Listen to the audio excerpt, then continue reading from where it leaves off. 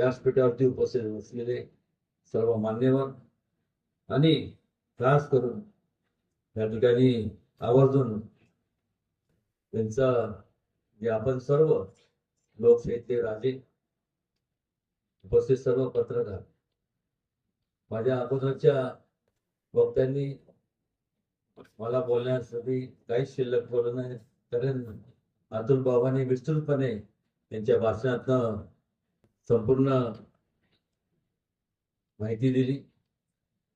त्यानंतर मग नरेंद्र पाटलांनी सांगितलं आमने सामने ते सुद्धा, पण आवर्जून त्यानंतर माझे मित्र आणि पालकमंत्री शंभूराज यांनी सांगितलं की दोघं भाऊ ठरून आले.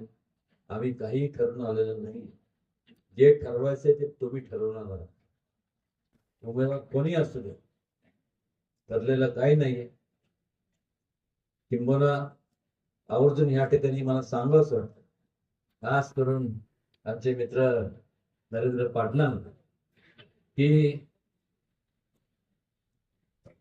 तुम्ही मला मिसळ खायला लिहिलं नाही, पण आज जेवढे व्यासपीठावरती आहेत त्या सगळ्यांना घेऊन जाऊन मिसळ खाणार.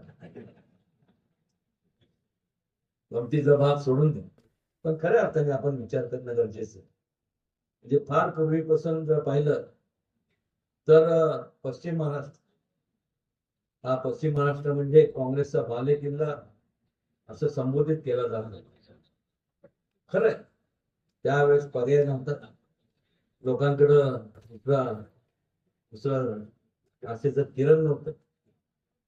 घोषणा झाल्या, गरिबी हटवते झाल्या, पण आपण जर बारकाईने विचार केला तर ह्या आजपर्यंत ज्या लोकांनी संपूर्ण काँग्रेस पक्षाने लोकांची मतं घेतली.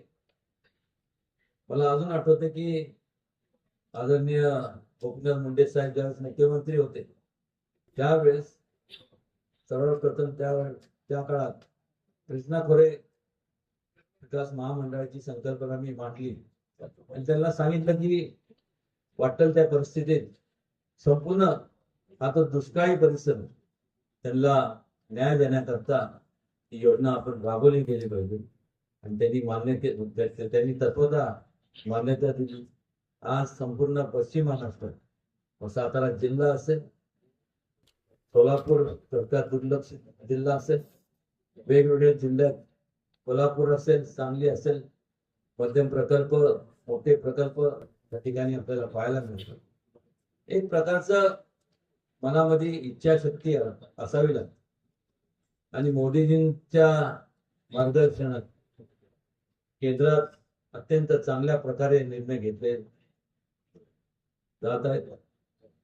त्याच अंमलबजावणी सुद्धा आपल्याला पाहायला मिळते आणि महाराष्ट्रात सुद्धा खरोखर म्हणजे एक प्रकारची राजकीय आत्महत्या जरी म्हणलं तरी काही चुकीचं ठरणार नाही. मगाशी शंभूराज देसाईंनी सांगितलं की आम्हाला सुद्धा माहित नव्हतं की आम्ही ते केल्यानंतर काय होणार, पण मात्र जेव्हा आपल्या मनात कुठल्याही प्रकारचं पाप नसतं, आपलं उद्दिष्ट फक्त लोकांची सेवा करण्याचं असतं आणि ध्येय तोच असतो की सर्वसामान्य माणसांचं जीवनमान कसं उंचवलं जाईल, त्यावेळेस निश्चितपणे देव तर साथ देतोच, पण लोक सुद्धा तरी साथ सोडत नाही.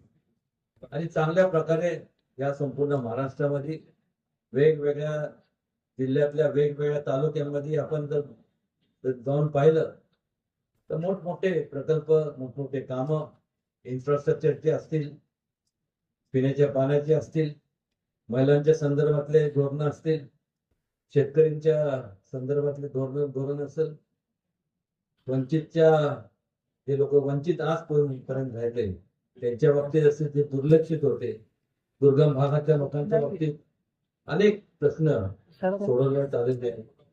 त्यामुळं जो पक्ष एका काळी संपूर्ण या केंद्रात फक्त 2 लोकांचा पक्ष म्हणून त्याची ओळख होती, जे अटलजी आणि अडवाणी. आज जर पाहिलं तर हळूहळू कालांतराने बदल घडत आला.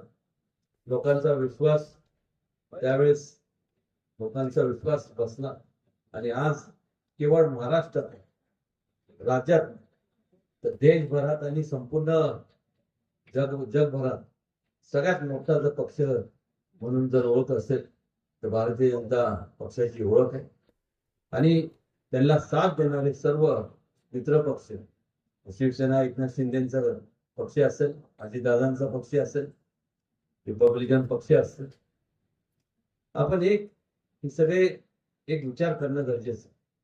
ज्या वेळेस लोक स्वार्थापोटी एकत्र येतात त्यांना एकत्र ठेवण्याकरता ताकदीचा वापर करावा लागतो. पण ज्या वेळेस लोक विचाराने एकत्र येतात म्हणजे लोकहिताचा विचार मनात ठेवून जेव्हा एकत्र येतात त्यावेळेस त्यांना एकत्र ठेवण्याकरता कुठली ताकदीचा वापर करावा लागत नाही.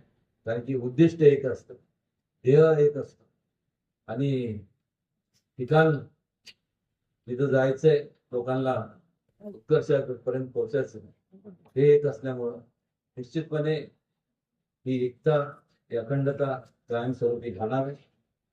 बऱ्याच वेळेस आपण पाहतो की इलेक्शनचा काळ आला की मोठ्या प्रमाणावरती अफवा पसरवल्या जातात.